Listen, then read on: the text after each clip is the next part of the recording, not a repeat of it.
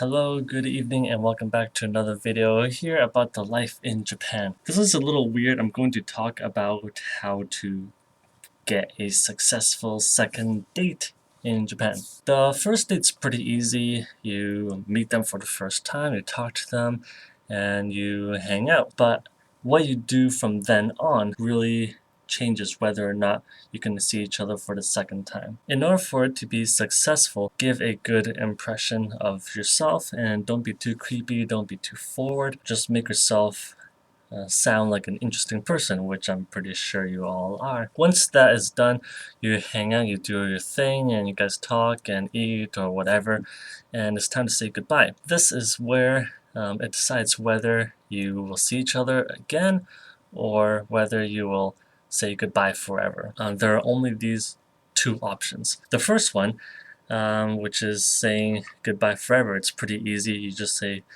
hey, had fun, goodbye, I'll message you later. That's a guarantee of saying, okay, I don't want to see you anymore, don't message me anymore, and I don't want to talk to you. What you do when you do that is you're not giving yourself an opportunity to see that individual again. They may be interested in you, they may have a liking towards you, but if you don't set a second date on that date, they're not going to reply back. They're not going to agree or follow you anywhere. The second option is, hey, I had a good time today. When shall we meet again? That's how you guarantee a second date. If you ask that, it's open to a yes, no, or a maybe later answer, but at least you're getting an answer on that spot. So when you are giving a question like that of when shall we meet again, this allows them to bring up their schedule, to actually write down a plan in which they meet you again. And of course, this essentially guarantees a second date. Of course, they may cancel last minute. It's happened to me 3 times actually. I set a second date with someone on the day of. They say, oh, I feel totally sick. I can't get out of bed.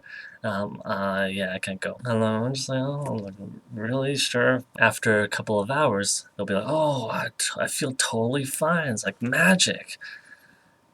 So, just another one of my stories. Anyway, if you do that, it makes your second date that much more of a success of happening. If you do the other option, just saying, hey, I'll message you later about my free time, this is like an 80 or 90% chance of them just saying no forever. That's pretty much it. It's very clear. If you are planning to meet with someone for the second time, think of that date when you are meeting that person or when you are going to say goodbye. If you don't, then they're never going to meet up with you ever again. I don't really know why, but that's what I've found from my multiple encounters. Most of the time I just say, hey, I'll message you later. I have your line, you have my line, so let's keep in touch. But that's totally bogus. They're not going to keep in touch. They don't want to keep in touch. They're glad you're gone. But if you say, hey, I had a good time, let's meet up next week, is okay? And if they say yes, then you got a second date, you can continue doing your thing. But if they say no, then oh, okay, well, how about this other date? You can actually brainstorm on what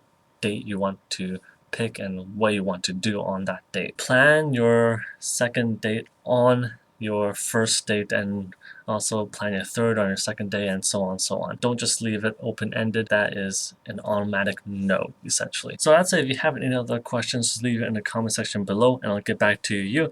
Have yourself a fine weekend and I'll see you in the next video. Bye!